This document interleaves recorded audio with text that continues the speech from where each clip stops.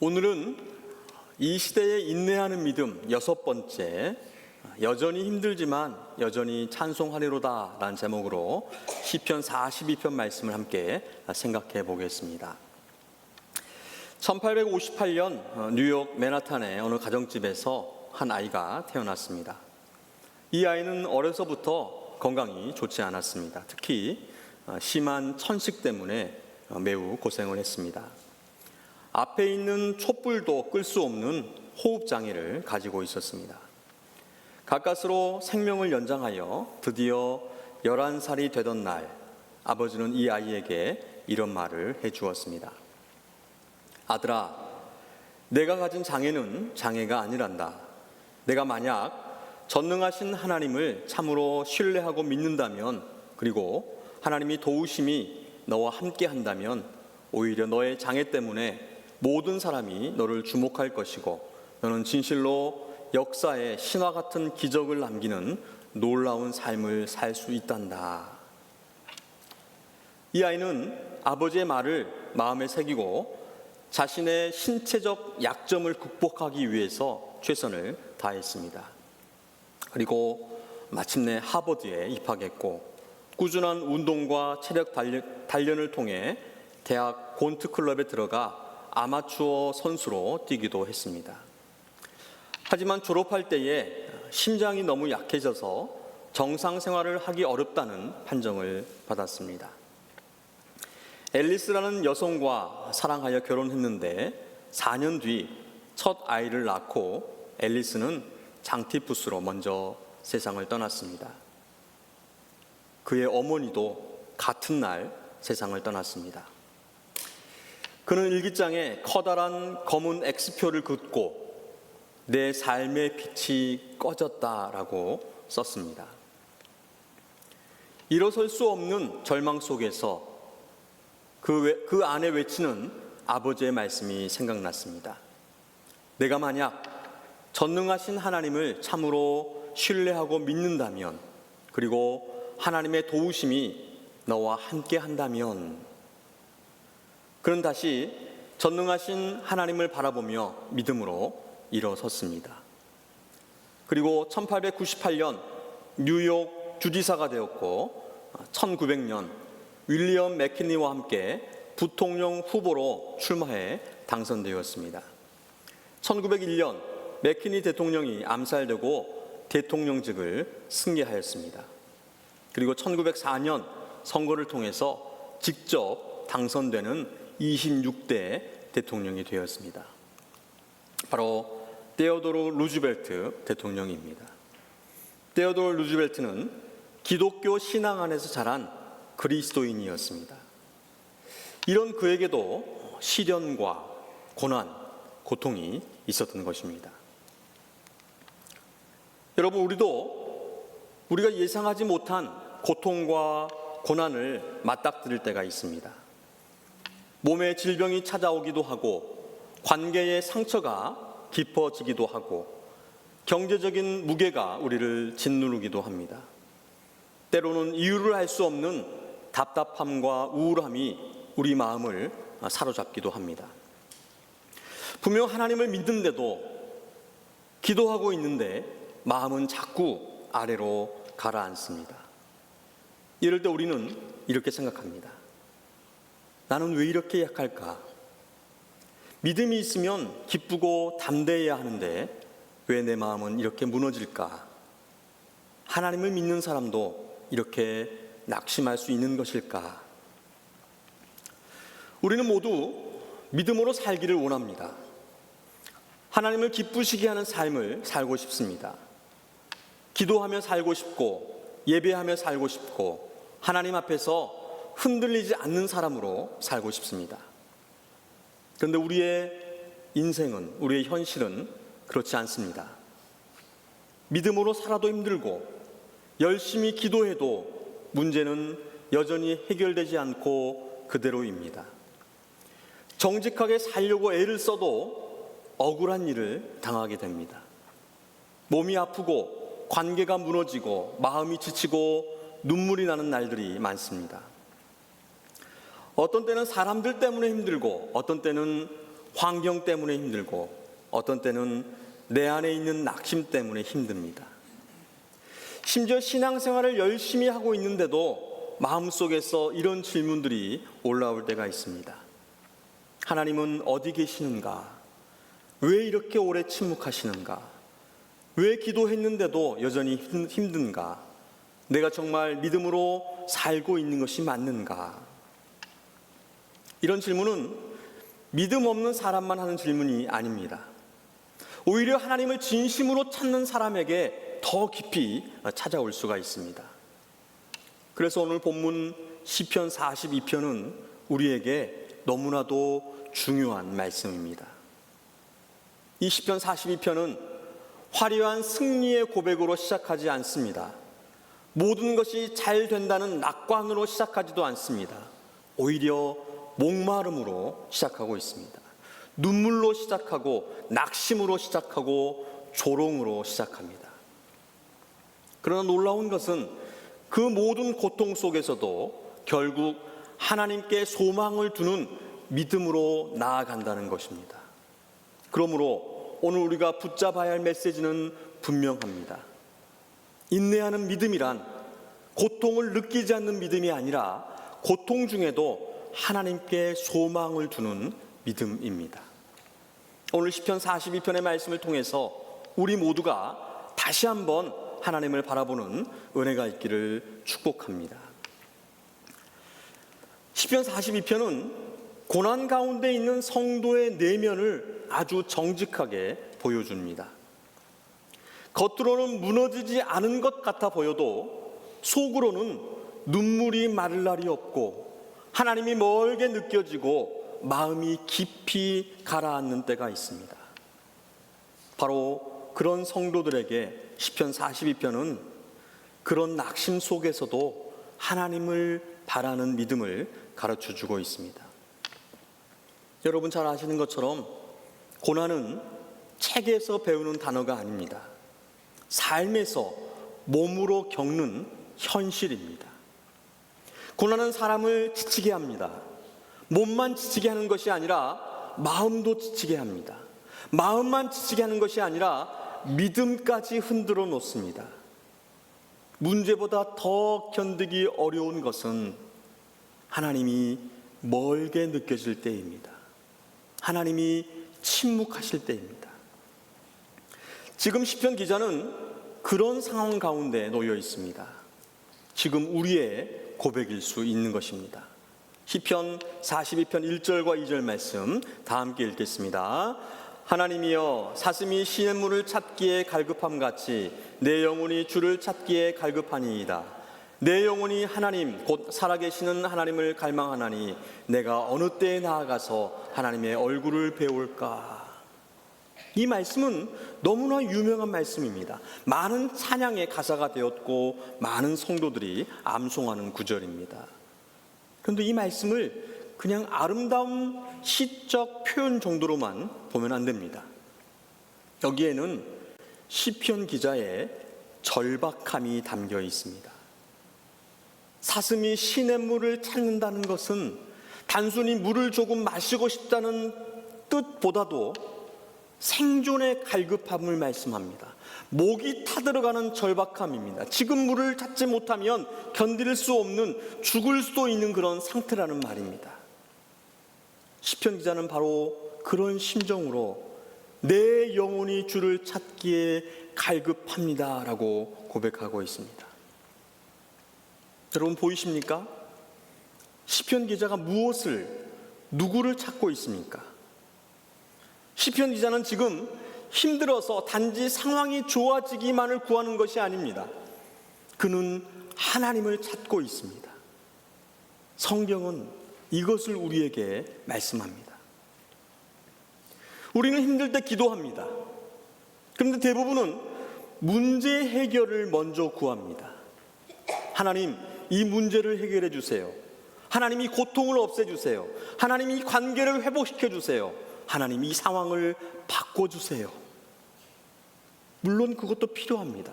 우리는 그런 기도를 해야 합니다. 하나님은 우리의 피난처가 되시고 우리의 필요를 아시는 분이십니다. 그러나 시편 42편은 그보다 더 깊은 자리로 들어가라고 말씀하고 있습니다. 성도는 결국 하나님 없이는 살 수 없다는 것입니다. 문제 해결이 답이 아니라 하나님이 답이라는 것입니다. 우리의 가장 큰 문제는 눈앞의 문제가 아니라 하나님 없이도 살 수 있다는 착각입니다. 그래서 하나님은 고난을 통해서 다시 하나님을 찾게 하십니다. 우리가 세상에 많은 것으로 살아가는 것처럼 보이지만 실상은 하나님으로만 살 수 있는 존재라는 것을 깨닫게 하시는 것입니다. 여러분, 이 시대는 갈증이 많은 시대입니다. 겉으로는 풍요로운데 속으로는 다 메말라 있습니다. 사람들은 돈으로 그 갈증을 채우려고 합니다. 인정으로 채우려고 하고, 성공으로 채우려고 하고, 관계로 채우려고 하고, 쾌락으로 채우려고 합니다. 휴대폰으로, 영상으로, 게임으로, 바쁨으로, 소비로 채우려고 합니다. 그런데 왜 이렇게 공허한 것일까요? 영혼의 갈증은 세상 것으로 채워지지 않기 때문입니다. 시편 기자는 이 사실을 잘 알고 있었습니다. 그래서 고난 속에서 가장 먼저 드러내는 것이 무엇입니까? 바로 하나님에 대한 갈망이었습니다. 인내하는 믿음의 출발점은 강한 척하는 것이 아닙니다. 괜찮은 척하는 것이 아닙니다. 나는 버틸 수 있다라고 하는 자기 체면을 거는 것도 아닙니다. 인내하는 믿음의 출발점은 하나님, 저는 주님 없이는 살 수 없습니다라는 갈망이라는 것입니다. 지금 힘드십니까? 몸이 힘들고 마음이 힘들고 삶이 무거우십니까? 그렇다면 우리는 오늘 이 시편 기자의 신앙을 고백해야 합니다.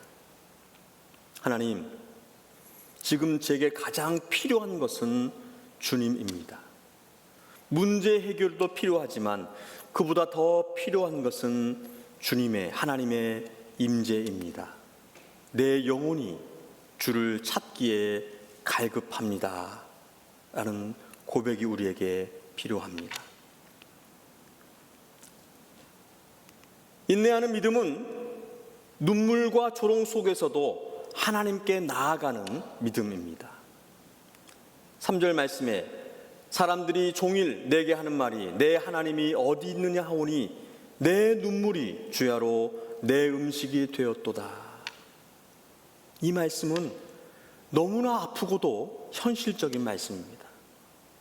시편 기자는 지금 단순히 조금 우울한 정도가 아니라 눈물 젖은 빵을 먹는 정도가 아니라 낮에도 울고 밤에도 울고 눈물이 밥이 될 정도로 슬픔과 낙심 가운데에 놓여 있습니다. 여러분, 우리도 이렇게 울 수 있습니다. 하나님의 사람도 이렇게 무너질 수 있습니다. 시편은 그 사실을 숨기지 않습니다. 우리는 때때로 이런 오해를 합니다. 믿음이 좋으면 늘 평안해야 하고, 신앙이 깊으면 흔들리지 말아야 하고, 기도 많이 한 사람은 낙심하면 안 되는 것처럼 생각합니다. 그런데 성경은 그렇게 말씀하지 않습니다. 믿음의 사람도 울었다고, 믿음의 사람도 지쳤다고, 믿음의 사람도 낙심했다고, 심지어 예수님께서도 우셨다고 말씀합니다. 시편 기자의 고통은 내적인 눈물만이 아니었습니다. 외부의 조롱도 있었습니다. 내 하나님이 어디 있느냐? 내 하나님이 어디 있느냐? 이 말은 단순한 질문이 아닙니다. 믿음에 대한 조롱이었습니다. 하나님에 대한 조롱이었습니다. 고난 중에 있는 성도에게 심장을 찌르는 말인 것입니다. 네가 믿는 하나님이 살아계시면 왜 이런 일을 당하지? 기도한다면서. 그런데 왜 바뀌는 게 없지? 신앙생활 오래 했다며. 그런데 왜 내 삶은 그렇게 또 힘드니? 이런 말은 오늘날에도 계속 들립니다. 세상은 고난당하는 성도를 보며 하나님의 신실함을 의심하게 만듭니다. 그런데 이보다도 더 무서운 것이 내 마음속의 소리입니다. 정말 하나님이 나를 보고 계시는 건가? 하나님이 나를 잊으신 것은 아닌가?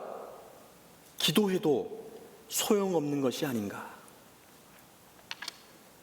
오늘 본문은 우리에게 분명하게 보여줍니다. 시편 기자는 이런 고통 속에서도 하나님을 버리지 않았다고, 오히려 그 고통을 하나님께 가지고 갔다고 말씀합니다. 이것이 바로 인내하는 믿음입니다. 인내하는 믿음은 상처를 못 느끼는 믿음이 아닙니다. 인내하는 믿음은 상처를 하나님께 숨기지 않는 믿음입니다. 우리는 종종 힘들수록 하나님을 피하려고 합니다. 기도가 안 되면 기도를 멈추고, 마음이 무너지면 예배를 멀리하고, 부끄럽고 낙심되면 교회에 나오지 않습니다. 그러나 바로 그런 때일수록 더 하나님께 나아가야 합니다. 하나님 너무 힘듭니다. 하나님 왜 이런지 모르겠습니다. 하나님 마음이 무너집니다. 하나님 눈물이 멈추지 않습니다. 인내하는 믿음을 가진 성도는 이럴 때에 하나님께 나아와 하나님께 말할 수 있어야 하는 것입니다. 여러분, 하나님은 형식적인 기도를 원하지 않으십니다. 정리된 기도만 받지 않으십니다.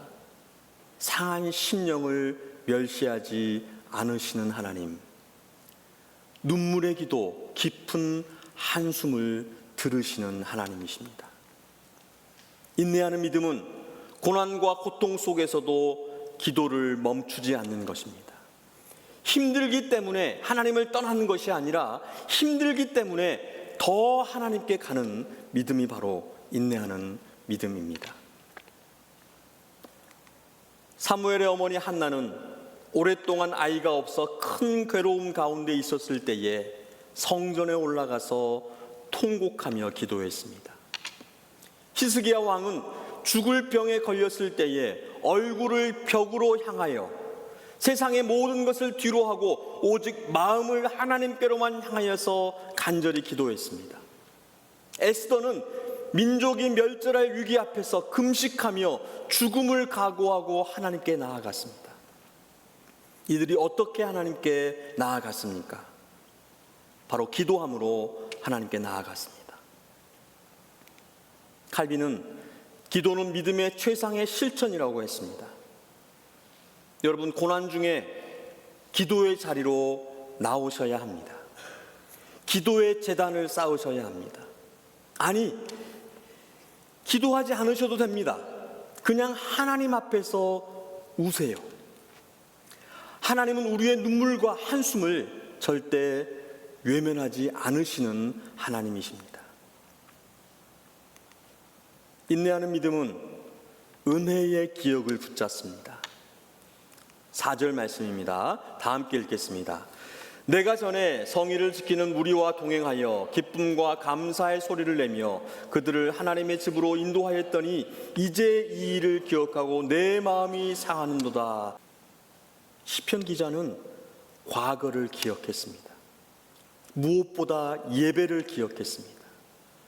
예전에 예배의 기쁨이 있었고 감사가 있었습니다. 성도들과 함께 하나님께 나아가던 감격이 있었습니다. 그런데 지금은 어떻습니까? 지금 그 기쁨이 사라져 버렸습니다. 그래서 기억할수록 더 마음이 아픕니다. 그럼에도 불구하고 이 기억은 단순한 추억이 아니라 하나님의 은혜에 대한 기억이었습니다.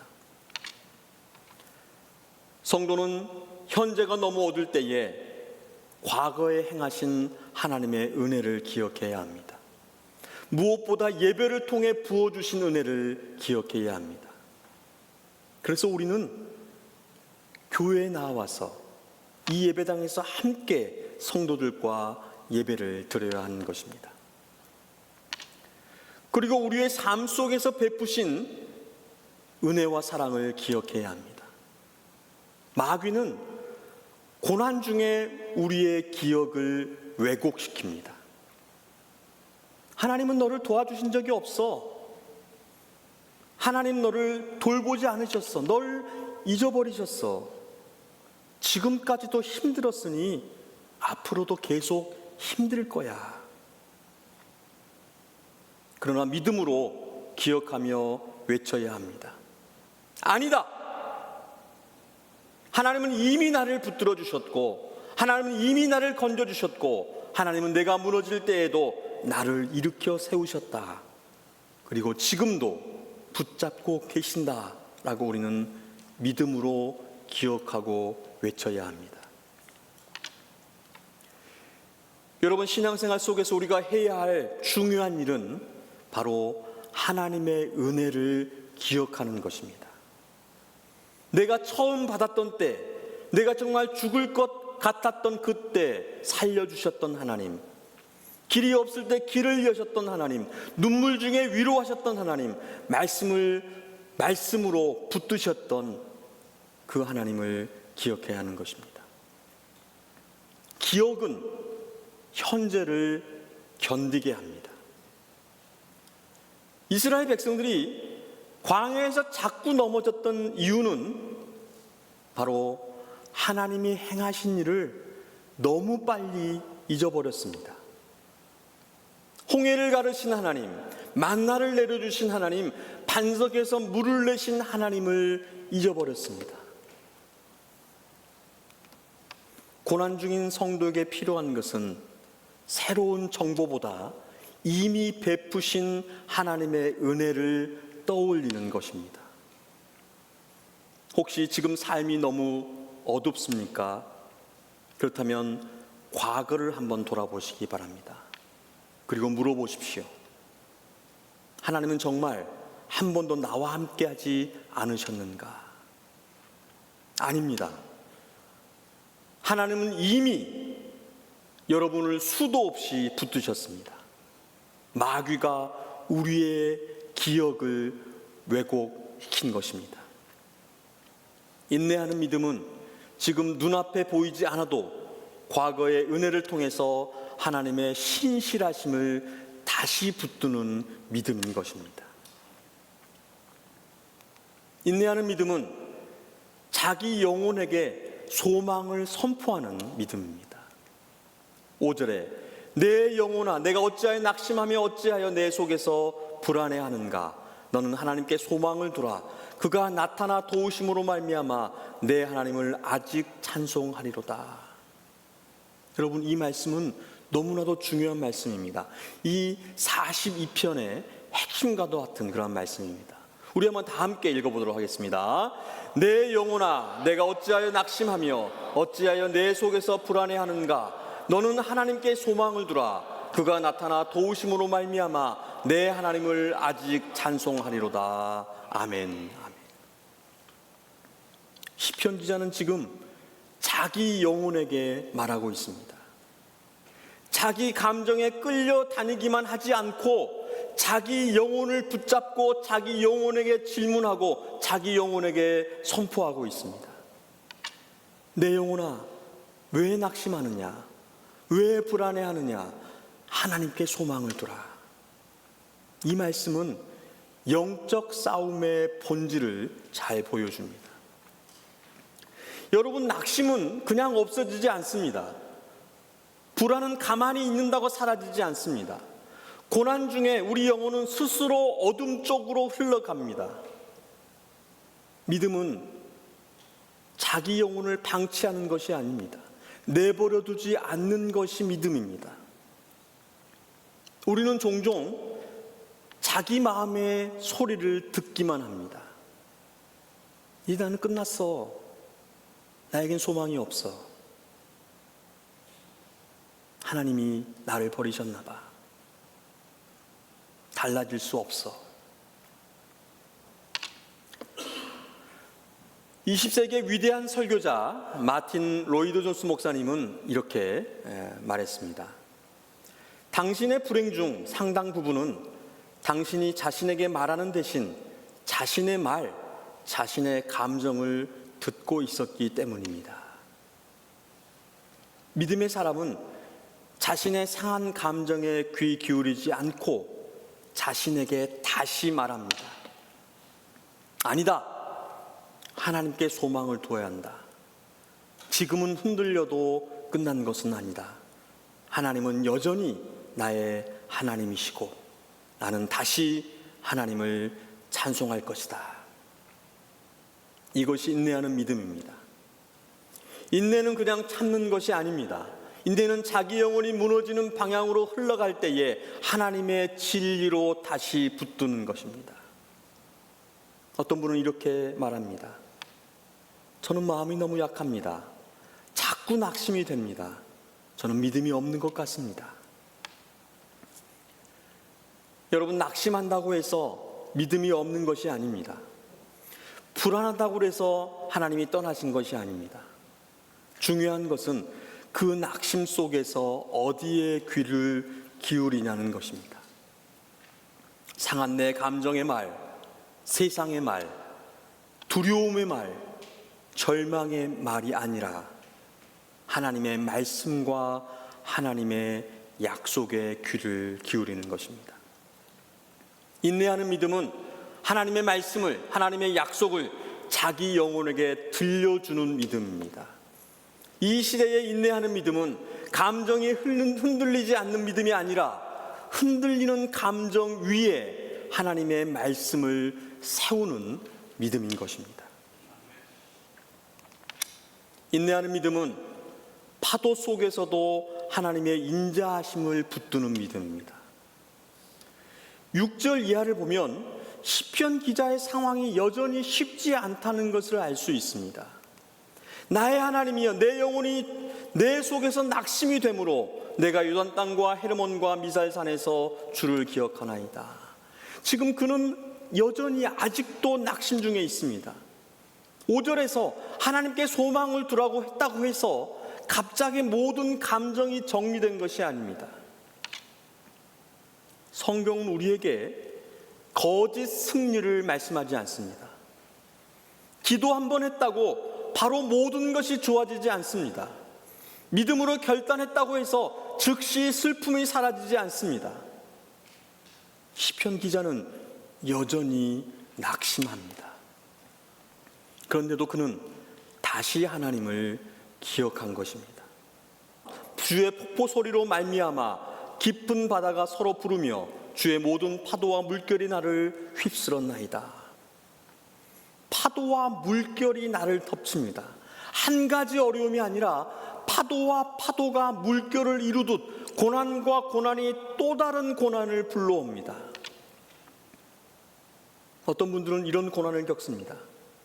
한 문제가 끝나기도 전에 또 다른 문제가 오고, 몸이 힘든데 마음도 힘들고, 가정에 짐이 있는데 경제적 짐도 있고, 관계에 아픔이 있는데 미래에 대한 불안까지 겹칩니다.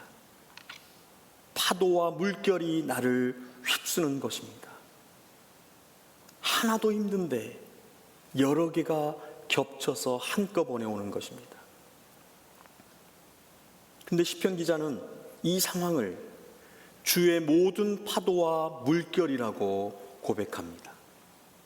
이 파도와 물결이 주의 것이라는 것입니다. 하나님이 통치하신다는 것입니다.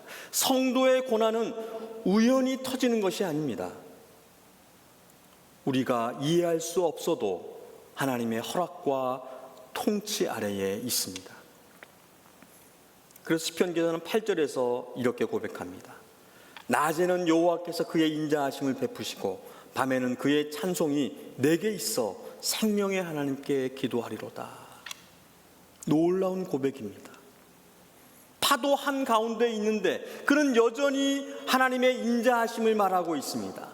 밤이 깊은데 그는 여전히 찬송을 말하고 있습니다. 고난 중인데 그는 여전히 기도하리라고 고백하고 있습니다. 이것이 인내하는 믿음입니다. 인내하는 믿음은 파도가 없는 상태가 아니라 파도 속에서도 하나님의 인자하심을 믿는 것입니다. 여러분, 우리가 하나님을 붙드는 이유는 상황이 좋아 보여서가 아닙니다. 하나님이 우리를 사랑하시기 때문입니다. 우리가 찬송하는 이유는 형편이 완벽해서가 아닙니다. 하나님이 여전히 살아계시기 때문입니다. 어떤 날은 낮에 하나님의 인자하심을 보기가 어렵습니다. 밤에 찬송이 나오지 않습니다. 기도조차도 버겁습니다. 그럼에도 불구하고 하나님을 생명의 하나님으로 부를 수 있는 사람, 하나님께 기도하기를 포기하지 않는 사람, 그 사람이 바로 인내하는 믿음의 사람인 것입니다.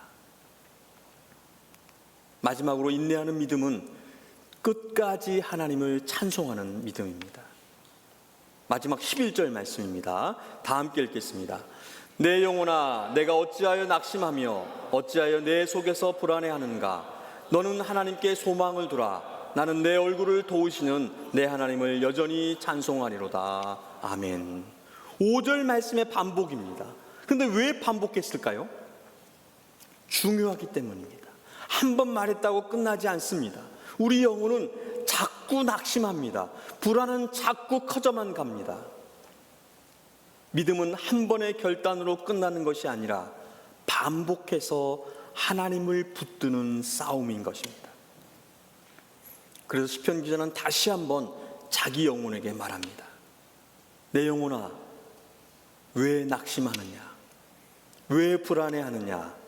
하나님께 소망을 두라. 그리고 마지막에 이렇게 말합니다. 내 하나님을 여전히 찬송하리로다. 여기서 중요한 말은 여전히라는 말입니다. 상황이 해결된 후가 아니라, 문제가 다 끝난 후가 아니라, 설명이 다 되고 이해가 다 된 후가 아니라, 여전히 아직도 힘들지만, 여전히 아직도 눈물이 있지만, 여전히 아직도 낙심이 올라오지만, 여전히 아직도 모든 것이 분명하지 않지만, 여전히 그대로이지만 내 하나님을 여전히 찬송하리로다. 내 하나님을 여전히 찬송하리로다. 이것이 바로 믿음인 것입니다. 사랑하는 성도 여러분, 찬송은 승리 후의 노래만이 아닙니다. 찬송은 전쟁 중의 고백입니다. 찬송은 다 이해해서 부르는 노래가 아닙니다. 하나님이 누구이신지를 믿기 때문에 부르는 노래가 바로 찬송입니다. 목사님, 지금은 찬송이 나오지 않습니다. 그럴 수 있습니다. 그러나 바로 그때 입술로라도 주님을 높이셔야 합니다. 억지 감정이 아니라 의지의 고백으로 하나님을 찬송하는 것입니다. 주님, 지금 저는 다 이해하지 못합니다. 그래도 주님은 선하십니다. 주님, 제 삶은 무겁지만 주님은 여전히 나의 하나님이십니다. 주님, 저는 오늘 주님을 찬송합니다. 이 고백이 우리의 영혼을 다시 살리는 것입니다. 힘들수록 하나님을 더 찾으시기 바랍니다. 고난 중에 가장 큰 유혹은 하나님에게서 멀어지는 것입니다. 그러나 인내하는 믿음은 반대로 갑니다. 힘들수록 기도하고 눈물이 나도 예배 자리에 앉으며 말이 안 나와도 주님을 부르고 하나님을 여전히 찬송하는 것입니다. 찬송은 하나님을 향한 믿음의 행위이고 소망의 실천이며 사랑의 표현인 것입니다. 시편 42편 우리에게 아주 분명한 사실을 가르쳐주고 있습니다. 인내하는 믿음은 한 번도 흔들리지 않는 믿음이 아니고 눈물 없는 믿음이 아니고 낙심 없는 믿음도 아닙니다. 인내하는 믿음은 목마름 속에서도 하나님을 찾는 믿음이고 눈물 속에서도 하나님께 기도하는 믿음이고 낙심 중에도 자기 영혼에게 소망을 선포하는 믿음이며 파도 속에서도 하나님의 인자하심을 붙드는 믿음, 그리고 마침내 여전히 하나님을 찬송하는 믿음입니다. 이런 인내하는 믿음으로 마침내 승리하시는, 그리고 모든 영광을 하나님께 올려드리는 우리 모두가 되시기를 주님의 이름으로 축원드립니다.